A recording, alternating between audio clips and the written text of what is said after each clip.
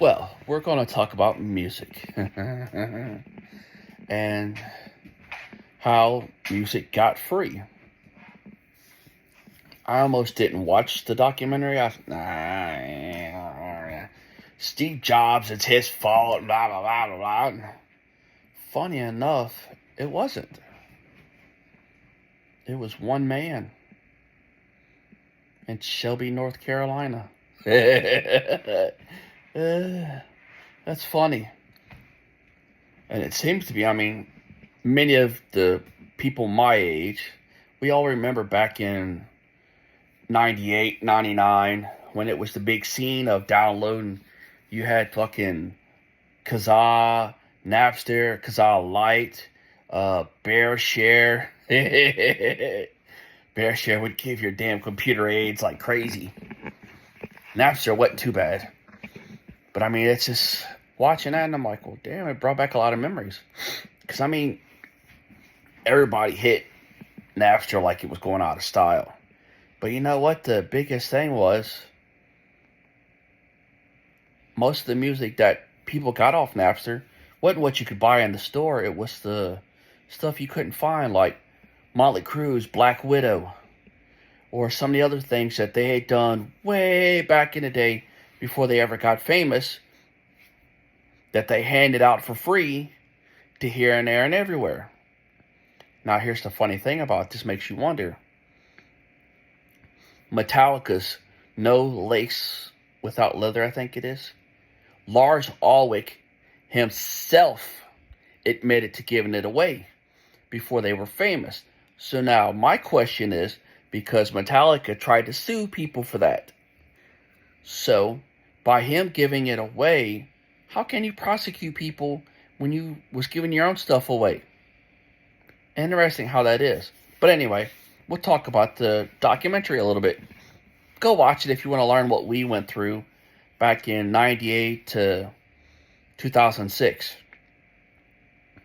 I got away from that scene. It's whoop, bye, bye. Good thing I did, because we see how it turned out. And it's still kind of popular now about different things. But it's real interesting to see how things have turned out. And watching how CDs developed. I remember how when CDs come out. And one of the first CDs I seen was Ozzy Osbourne's Revelation Mother Earth. His first greatest hits album. With him, it's got the Bible checklist and all that. And I remember seeing that. And I remember it being $10. And the CDs next to it were $25. This was a limited edition thing, and it was on a clearance at one of the weird stores that was like what Walmart is now. This store was before Walmart in our area. And back then, me being 14 years old, there wasn't no way in hell I could afford that. Hell, the minimum wage then, I think, was $2.75. So who the hell is going to take a day's pay to go spend on a fucking CD? What? So we fast forward a little bit to 98. 99. 98, 99 is when I got my first computer. So then when I got introduced to IRC and all these other different little things that I'm going to dance around this so they don't try to put my ass in jail for shit. So that first computer was, what the hell was it? Oh, a Compact. That was my first fucking computer. I'm like, well, damn. That was pretty badass. So then, needless to say, I learned how to use it, and away I went from there. And then it went on from there. Watching this show, it's a 2-episode series so far. And it's pretty interesting to see how one man took and de-evolved everything. Actually, it was 2 people. It was a guy named Callie and a guy named Dell. But I scratched my head about this. I'm like, wait a minute. It took you guys 10 years to figure out where it was coming from. I mean, common sense to me be like, okay, we got a problem, there's a leak. There's only two places they can leak from. The person that made the master or the person that's making the product itself. You go from there. It ain't like how it was with the fucking DVDs and the movies they were leaking, because those were leaking from the people getting them in the movie theater. Originally, it was started by a kid, I think he was 19, with a camcorder is what started it. And then it was a competition from there, because people started getting jobs at the movie theaters and started burning them and then putting them online. That way. Yeah, I remember all that shit too. So, funny enough, my entire collection from back then was gone. Somebody used my computer and just fucked it up. I had to throw the fucking hard drive away. He just fucked it up. Up there playing, not doing what he was supposed to do or whatever. And so I lost my entire collection of music from that era, which sucks. Because I had to go buy it all back. So there's that bullshit. God, that was fucking expensive. So I just get them from the fucking Goodwill now. They're cheap as fuck. Anyway. What was it? Oh yeah, back to what I was saying. A little sidetrack there. So yeah, it's kind of crazy, man. It really is. It's a good show if you want to learn how things come about. But I mean, they're still doing it now. It ain't shit going to change. And it just sucks because the streaming music, still the artists don't make shit. I think Cyndi Lauper said in one of the concerts I was at of hers that she had like 5 million downloads of Girls Just Want to Have Fun, and she made $5 off of it. So you guys give the music away because you bitched at us for downloading it, and you still don't pay the artist. So I mean, what the fuck? Because back then with the CDs, and the artists now will tell you that they didn't say that, but there's videos floating around of them saying it, like David from Drowning Pool and many others, that they didn't give a shit how you got it because they didn't make no money off of it. And they really didn't. Because it costed back then $2 to make a CD, make that CD. And they sold it for anywhere from $10 to $25. Some of them were $30. I know my fucking, my Lords of Acid that I bought back in 97 costed me $50 fucking dollars. Because I had to get it from Germany. Because it was out of print in the United States. So yeah, I paid a lot of money for that fucking CD. And now it's a dime a dozen. But you can't find the 2 Live Crew anywhere. And I still got it. So it's fucking, you're still not paying the artist the money from the streaming service. You didn't pay it from the CDs.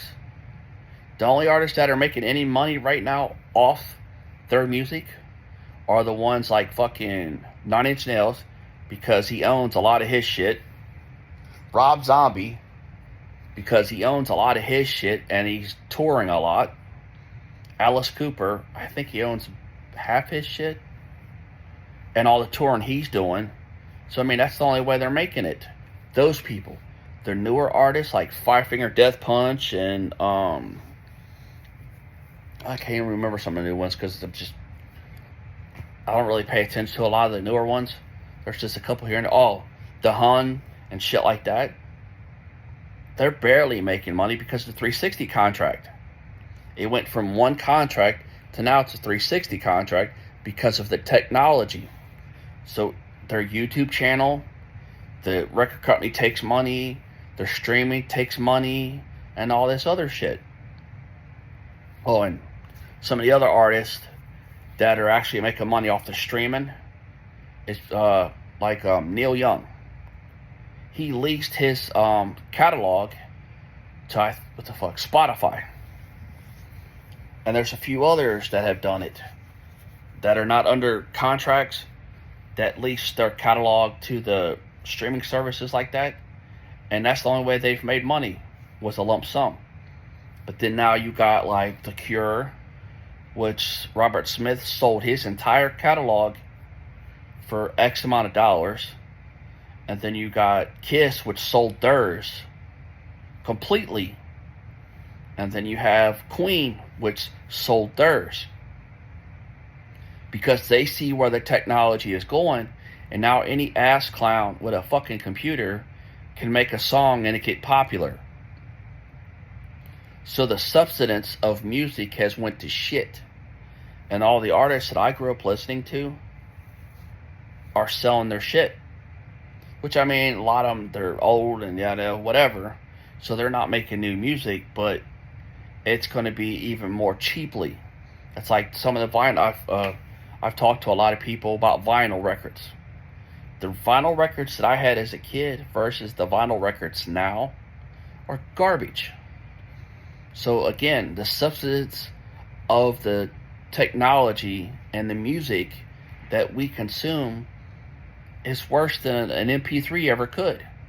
And we were all worried about MP3s because of degrading from a WAV file, which even some of the ones that I have on my computer that I have the actual disc to, I have to erase them because they just degrade over time, and it just sucks. So y'all's generation consumes shit through like YouTube and Spotify and iHeartRadio and different things like that, because you don't have nothing tangible. And there's still a lot of my generation that still hold on to our CDs. I mean, hell, I got 1, 2, 3, 4, 5, 6. I got 50 records over there. And I'm in a process, if I can find it again, to get a 78 player that came with 50 records. Yeah, you got to go look that one up. That was way before my time, but I love fucking music in general. And just another funny little thing, music that's over 100 years old, there's no copyright. You can thank me later on that one.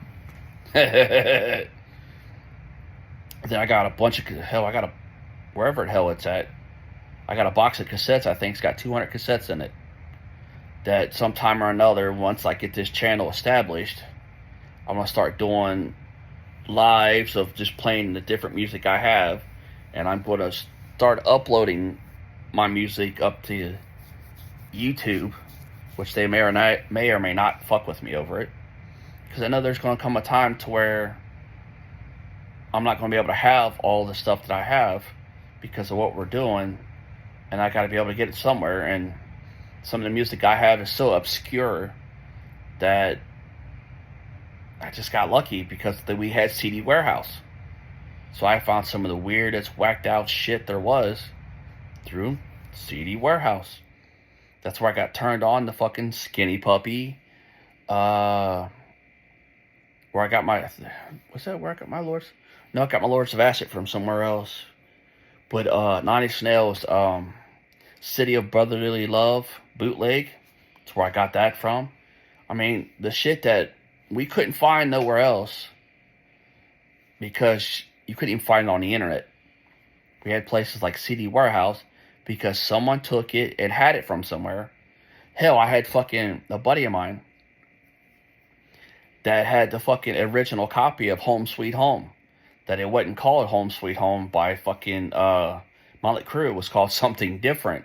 And it was sounded different. But because the people he knew from California is how he got it. So, I mean, it's crazy that the technology is changing. But that's where we're at. And you also, when you watch this, stay your ass out of trouble.